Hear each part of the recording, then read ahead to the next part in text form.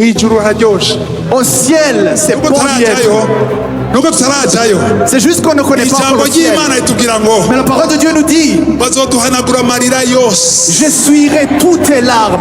Il n'y a pas de sueur au ciel. Il n'y aura pas des gens qui vont te trahir. Il n'y aura pas des gens qui vont t'envier. Il n'y aura pas d'infidélité. Il n'y aura pas de femme qui va être infidèle. Il n'y aura pas d'impudique. Il n'y aura pas de colère. Il n'y a pas de dépression. Il n'y a pas de tristesse. Il n'y a pas de deuil au ciel. Il n'y a pas de désespoir. Il n'y a pas de colère au ciel. J'avoue.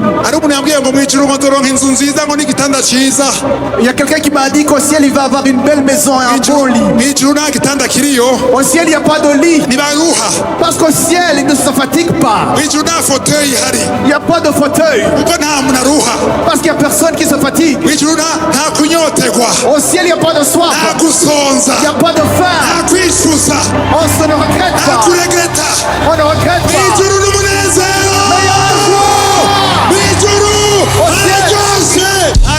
Il n'y a pas de sacrifice que tu dois donner parce que Jésus-Christ a déjà donné le sacrifice. Que tu sois la plus belle fille du monde, celle qui passe et qu'on crie, ton corps va vieillir. Tu vas avoir des rides. Et ceux qui te regarderont, tu seras courbé. Le corps nous enseigne que nous allons quitter cette terre. Cette terre va terminer. Et toute sa gloire. La terre va terminer. La terre et tout ce qui est dans la va être enlevé. Et il n'y a personne qui se souviendra de la terre. Parce qu'il y a une nouvelle Jérusalem. Il y a une nouvelle Jérusalem. Que Jésus-Christ a préparé ceux qui vont l'accueillir. Ceux qui vont se repentir. Une nouvelle Jérusalem. Une nouvelle Jérusalem. Je souhaite qu'on se rencontre là-bas, qu'on loue Dieu, qu'on remercie Dieu, qu'on élève la gloire de Dieu.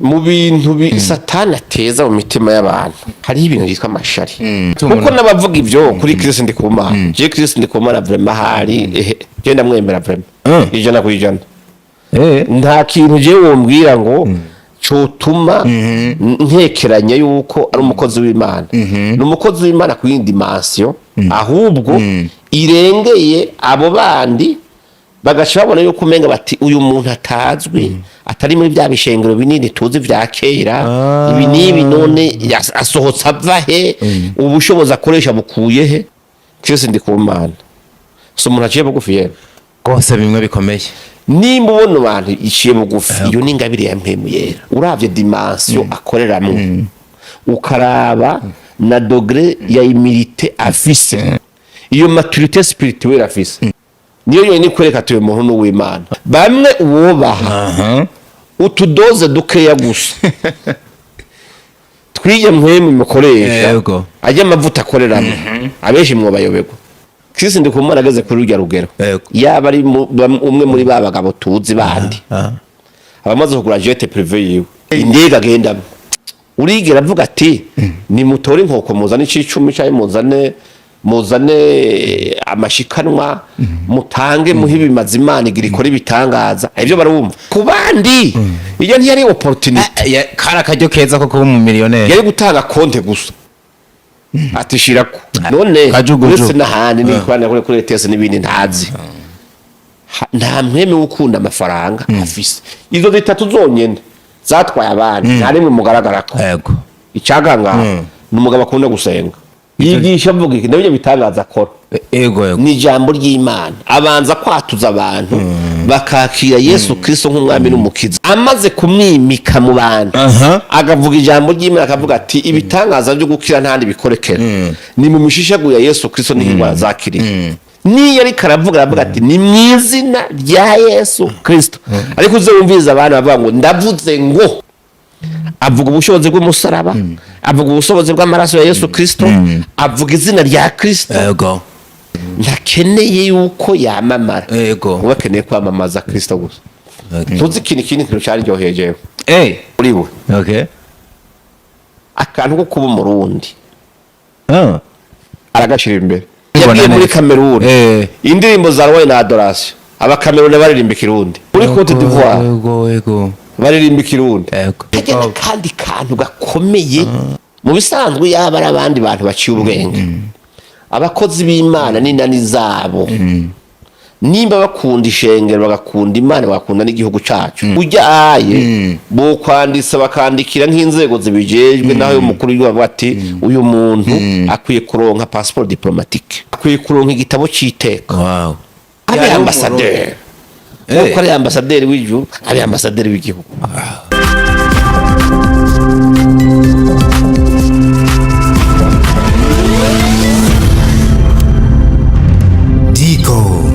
Entertainment. Duduka kwijambo nk'umukozi w'Imana yabunyoye, of course afise n'inyigisho nyinshi asorongora na Bibiliya. Kubijanye n'umubano wanyu n'abandi bakozi b'Imana uhagaze gute? Mbega imigenderanire yo bikenewe kugira murangure neza igikorwa cyo wabatumye? Bashengero burya ikintu kiyahuza n'ikintu kimwe no kuri kwijambo ry'Imana. N'umusaraba n'amaraso ya Yesu Kristo no kwemera ko hazoba urubanza rw'iherezo. Uravyumva nuko hazoba mu rudahera. Abantu bakemera ko ubushobozi bwa mpemu yera bwamanutse. Iyo muhuje imyizerere n'uwo muba mutazinanye umubano wanyu mumeraniye neza. Mugari y'ibindi bane nabo imibano idashobora kumera neza kubera imihamagara yabo ntibahamagawe n'Imana gukora. Aho bari hose abo impemu zabo nizi wawe bihora mu ntambara. Ukuri uvuga wigisha muri Bibiliya guhora mu ntambara n'ikinyoma bakubigisha. Muri ico gihe rero sinze ko byagombye kumbaza. Mugabo je uko nzi nta muntu ngirira inziko, nta muntu ufite iginyo yemwe. Iyo nihagurukiye nkafata Bibiliya ndavuga iby'Imana yambaye kuvuga nkitahira. Kuko Bibiliya yaravuze ngo mu minsi ya nyuma abantu benshi bazokwiziba amatwi kugira ngo ntibumve ukuri, ngo haba birundanirize abigisha ngo bigishe ibihuye no kwifuza kwabo. Iyo umuntu yahamagariwe rero mu nzu gukora agakorera Imana abwira abantu kuri kuhinduka, sivyo kwakira Yesu Kristo nk'umwami n'umukiza. Uwundi agahamagarirwa kuja kubaronderamwe amafaranga. Uyo muntu iteka ryose mwigisha ibidasa kandi bigwanyana. Yesu yabwiye intumwa ziwe ati muraronse ubushobozi mubihere ubusa mugende mu bitangira ubundi. Ntimudanaza ingabire z'Imana. Aco namwe muziguze. Rero je mpagaze imbere nkavuga yuko abantu badandaza ingabire z'Imana basengera imitwaro ku mafaranga birirwa barabeshera Imana bavuga ngo Imana yabatumye amahera canke ibinabiri yakuri bana ngo batange binibi, sivyo? Nkuko umenga ni condition yo kugira Imana yishikorera igitangaza uwo muntu. Bariko binyegeza inyuma y'ijambo ry'Imana ariko bariko bakorera inyungu zabo n'inyungu zo kuyovya abandi mu bisanzwe bariko bayokorera shetani. Uno mugabo yitwa CHRIS NDIKUMANA uno munsi asa n'uwamaze guteza uruhagarara, akagirizwa na benshi ko yoba ari Freemason bitewe n'ibitangaza ariko akoreshwa bamwe badatahura. Ijisho ryawe ry'impwemu rikwereka iki kuri we? Ikiri muri wewe naco kikamukubwira kwiki? Ariko namwe muragorana kweli. Ariko ndababaza. Ariko bivugwa tube tubivuga mutaha. Bo ibivugwa biravugwa. Mugabe ikintu kivuze ivy'amaso atabona ku muntu bari binyoma. Mu bintu Satani ateza mu mitima y'abantu hari ibintu byitwa amashari. Nkuko umenga gukorera Imana cyangwa kugira ikindi kintu sivyo kuko bimeze. Mu bisanzwe kugira umuntu babone ngo ntakorera Imana nibimenyetso bikeye uraba ugaca ubimenya ukabibona nyene wewe tumuntu. Kuko nabavuga ivyo kuri CHRIS NDIKUMANA. Je CHRIS NDIKUMANA vraiment hari je ndamwemera vraiment ijana ku ijana. Nta kintu je wombwira ngo cotuma ntekeranya yuko ari umukozi w'Imana. N'umukozi w'Imana ku yindi dimension ahubwo irengeye abo bandi bagaca babona yuko umenga bati uyu muntu atazwi atari muri bya bishengero binini tuzi vya kera ibi nibi none asohotsa ava he ubushobozi akoresha bukuye he. Ubwa mbere ho abantu bakwiye kumenya Chris Ndikumana hari imwe mu zigaragara mu bakozi b'Imana zabateye Satani abatwarisha arimwe mugaragara ko kuko abo bose bavuga ibyo nta na kimwe muri ibyo ngira mvuge byatwaye abandi avugwa ko n'ibyaha ibyo bintu imwe mu zitatu ziriko zonona kaya zatwaye abantu bitwa abakozi b'Imana bitwa ko abakozi b'Imana kandi atari ni zitatu izo mwe mbi Satani yabasutsemo kazi ho zabakoresha iya mbere ni imwe mu hugomba icubahiro imwemu y'icubahiro hejuru Chris Ndikumana so umuntu aciye bugufi yego kose bimwe bikomeye nimba ubona abantu iciye bugufi iyo ni ingabire ya mpemu yera uravye dimension akoreramo ukaraba na degré ya humilité afise iyo maturité spirituelle afise niyo yonyine kwereka tuye muntu w'Imana bamwe uwobaha utudoze dukeya gusa twiye mwemu mukoresha ajya amavuta akoreramo abeshi mwo bayobego ariko wewe nta kintu cyo bwibone agira ico kiraboneka no muri societe kabisa njembwi muzosha mu mpinyutse oya nico kintu ahubwo azwi ko cambere cyo guca bugufi yago guca bugufi none si kintu cerekana icamwa campemu yera yego icya kabiri Chris Ndikumana hari umuntu aramwumva ko aheheta mu bagore iyo dossier na hari urumva iyo dossier na wa mugabo bavuga cyane na avuga ibindi ntabyo ndamwumva harumva kuko imwemu y'Imana imwemu ya Satani ndike yatwara abandi bantu bamwe imwemu y'ubusambanyi hari umuntu aramwumva yuko bamwagirije bati nubwo akora bijyaye turamuzi arakunda ibintu byo guheheta no guca inyuma umugore wiwe oya ntabyajyamo iyo kindi cya kabiri kwereka yuko ari umuntu w'Imana icya gatatu cyateye abandi kandi kimaze abantu gituma birirwa no kwa opeje kuburana ari abakozi b'Imana ni mpemu mbi gukunda amafaranga iyo nayo nyene iragisibije muri baba resodiza abakozi b'Imana urumva hari dossier y'amafaranga imuvugwa ko Chris Ndikumana ageze kuri urya rugero yaba ari umwe muri babagabo tuzi bandi abamaze kugura jet privé yiwe indege agenda uravye ikorana yakoze Douala muri Cameroon carimwe abantu barenga 200,000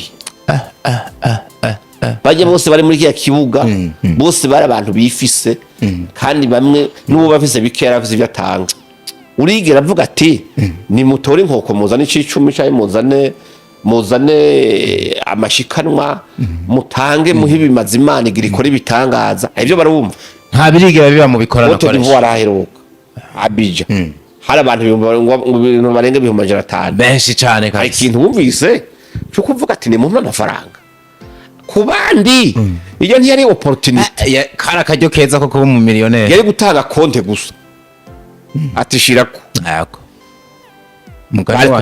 mugani wanyu ari gushikagura indege none uretse n'ahandi n'ikwana kuri ETS n'ibindi ntazi nta mweme ukunda amafaranga afise izo zitatu zonyene zatwaye abandi nta rimwe mugaragara ko yego icaganga n'umugabo akunda gusenga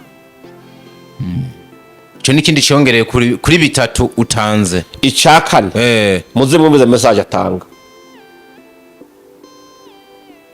gukunda gusenga message yigisha mvuga iki ndabyo bitangaza akora ego ni ijambo ry'Imana abanza kwatuza abantu bakakira Yesu Kristo nk'umwami n'umukiza sivyo amaze kumwimika mu bantu agavuga ijambo ry'Imana akavuga ati ibitangaza byo gukira ntandi bikorekera ni mu mishishagu ya Yesu Kristo n'ingwa zakiri akavuga ati muduze kwizera tugadusenge yego ndumva presence y'Imana igitangaza kirakoreka kuri ico muvuze afise n'ikintu menga cyo ngomba kugura n'abandi bafise amacharo ntibazo kuza kumbaza ivyo bintu no kuvuga akantu kwa Freemason ngo natingwe iki ivyo nivyo abantu bitwaje byinshi byugira abantu bose bateye imbere mu kintu bitwe yuko bafise yindi myuka canke ubundi bwame bakorera ngo power oya ivyo rero nivyo abantu bakwiye kumenya Yesu yarabwiye abantu ati kugira mumenye abantu banje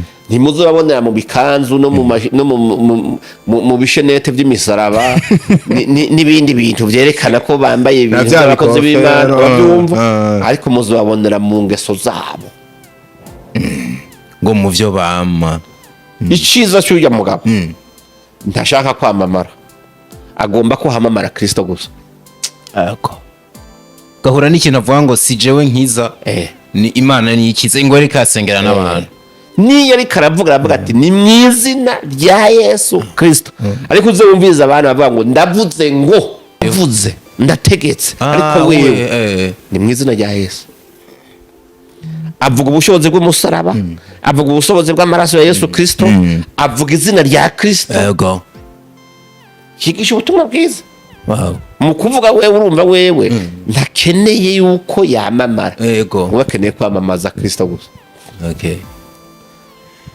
kirumvikana abo rero bavuga ibindi kuri we sinzi amaruri barabiyemwo sinzi ibyo by'abantu bavuga ngo yagiye muri iki n'ibiki oya nukuri abantu bareke kwikwegera imyako n'imivumo y'ubusa ahubwo abanyabwenge umuntu nk'urya bakwiye kuza baramusengera wow kugira Imana imukoresha tuzi kintu cyaryoheje kuri we okay akantu ko kuba umurundi aragashira imbere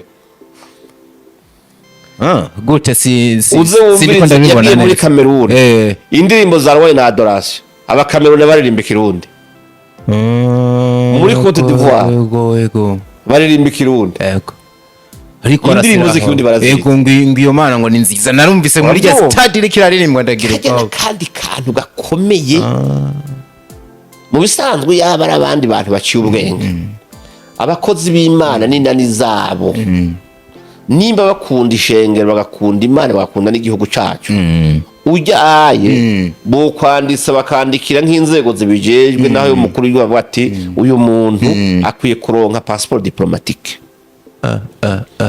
akwiye kuronka igitabo cy'iteka wow kugira abe bitumwa ko bavuga ati ari ambassadeur ko ari ambassadeur w'ijuru ari ambassadeur w'igihugu bagiye ariko numvise ruwaje mu Kirundi navuga ati wow kabisa abandi kabisa rujya rurimi haje bagiye baririmba bazoshika mu mihani wabo abazati rujya ruririmbo ruvuga iki ruvahe Imana ni nziza bashe basobanura mu kirimi cy'iwabo bati ni Kirundi kivuga ngo sanga abantu bose baraze Kirundi urumva nibendera ry'igihugu ribarishinze aho ha rero urumva abo bavuga ibyo sinzi uwo mwako ntawe nzikwegera je ngo nje kwisuka ku burake bw'Imana oya no w'Imana uryo mubifata nk'umwako mu gihe umuntu ashobora gutunga urutoki bitari byo none babahungu batukaye sa intuze Elisa byagenze gute ngo barayabonye ibikoko byabariye babonye bizana na byavuze batutse Elisa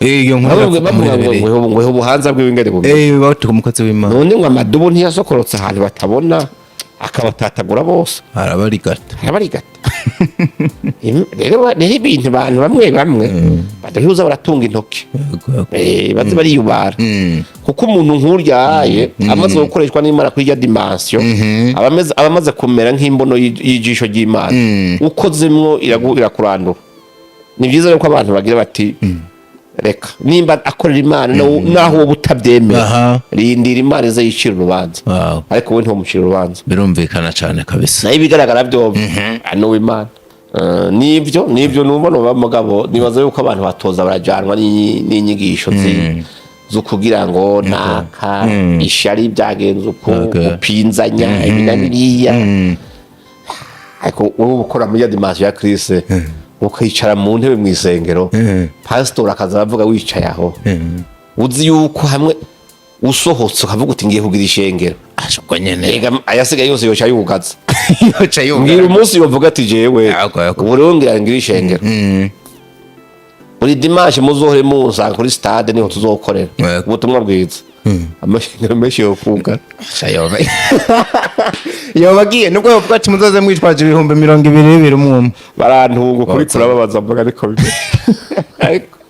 Imana ishimwe yarakoze kuduha mu Burundi niko kuri Imana yari yaravuze ko mu minsi za hazoshobora kubikangura kandi karuzova mu gihugu ry'u Burundi rigakwira amahanga yose kandi ibyo bintu byagiye bivuga kenshi muhema kabiri ndavuze naho nagenda byandika kenshi rirabibaza babwitegereje ivyo bihe nibaza yuko ari nka baba yahudu usanga bagitegereje Mesiya kandi yaje kera je nibaza yuko ico caramaze kuba ikanguro ryarabaye riko riragenda rivuye mu gihugu cyacu kandi ufise ibendera ryaryo urabona ko yamaze kuboneka ni Chris abantu rero nibafatana amaboko bashigikirane ahubwo bamusengere akomere mu murimo ko musa ubutumwa bwiza bwamamare ikanguro riko riraba ku isi yose agiye mu Bubirigi bafata ibibuga agiye azoja n'ahandi bafata ibibuga no kuvuga ni ikanguro riko rikwira isi yose riturutse mu Burundi ayo n'amasezerano dufise des années twavyanze mu makarne rero umuntu wese nimba ari yiteze ngo nije nzoritwara Imana ikaba ari icagwe uritwara shigikiruye uko twese ayo masezerano turayazi kabisa ni byiza rero ko abantu biyorosha bareke kugomba guhuvya abantu banariza n'amanariza kombora yanjye bigaragara